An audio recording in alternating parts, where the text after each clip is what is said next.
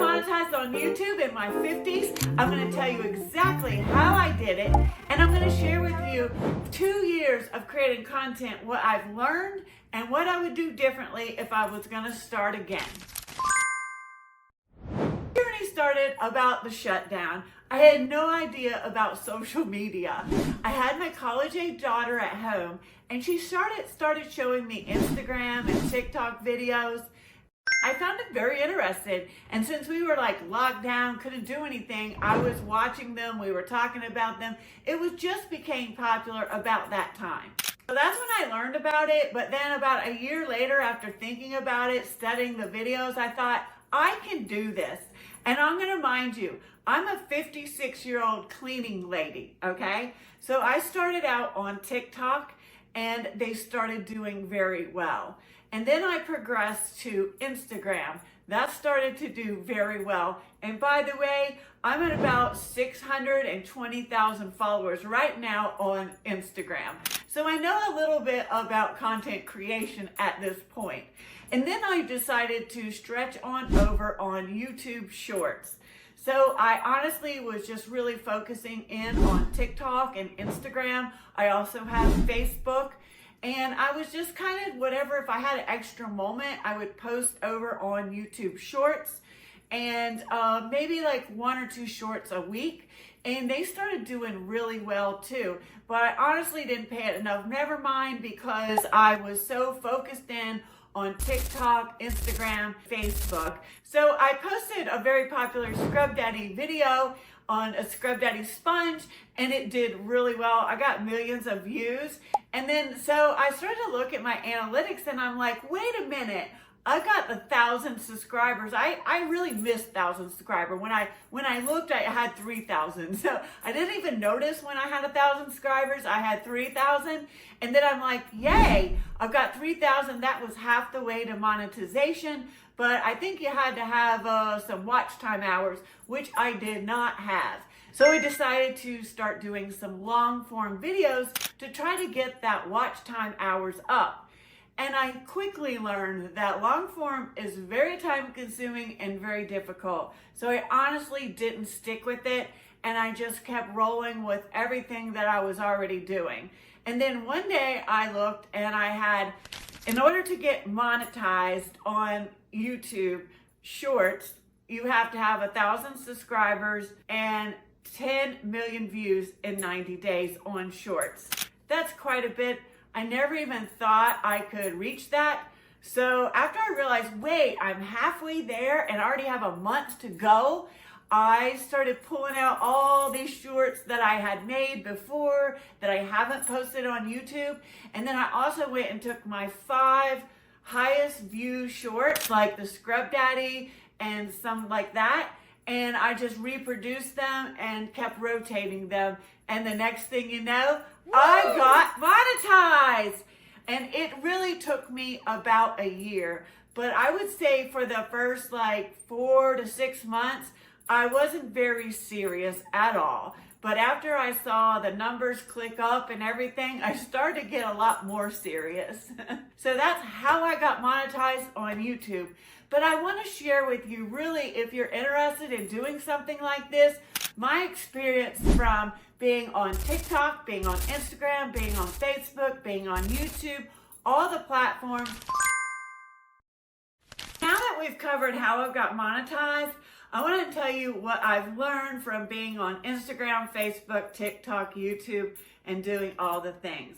Number one lesson is, it's way more work than I ever thought it would be. When you're looking at it and watching the reels, you don't actually realize how much work and how time consuming this is.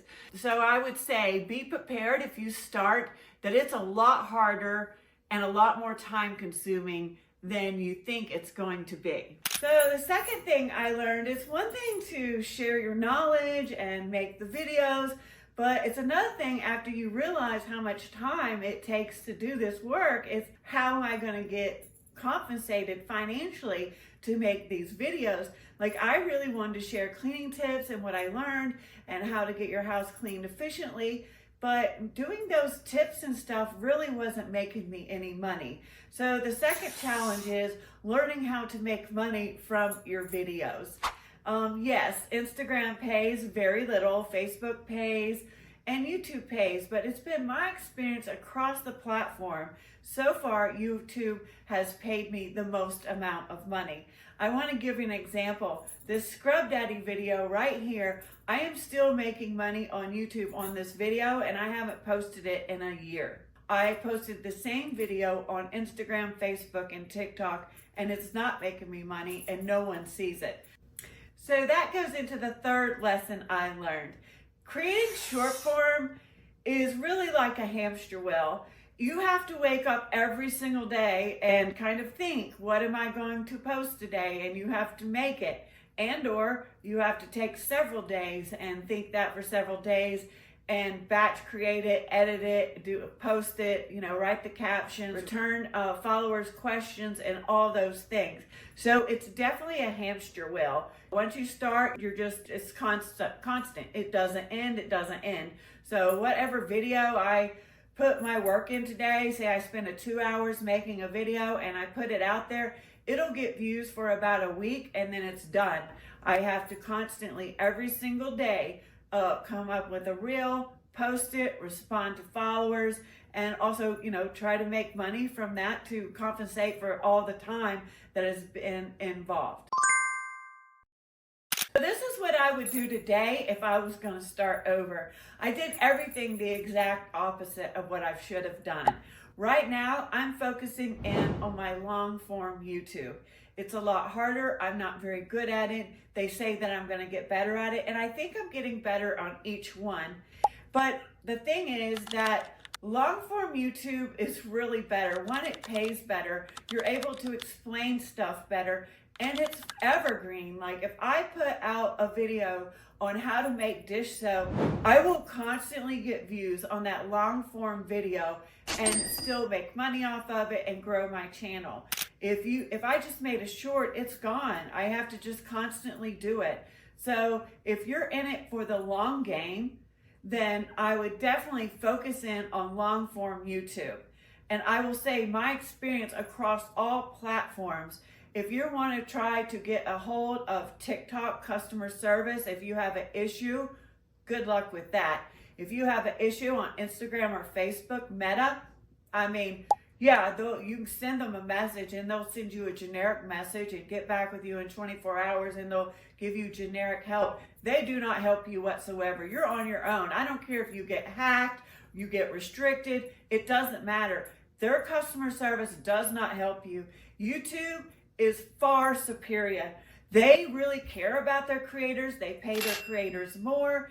They answer customer service. They are there to help us so we can make good content for you.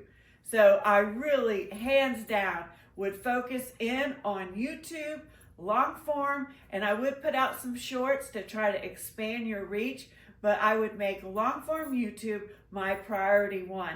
And I wanted to tell you, if you're into this journey, I am a 56-year-old cleaning lady. That's all I've ever done is clean houses for 30 years. I didn't know anything about social media, and if I can do it, you can do it too. I want to wish you the best of luck, and hey, if you like cleaning, give me a subscribe, and I hope to see you soon.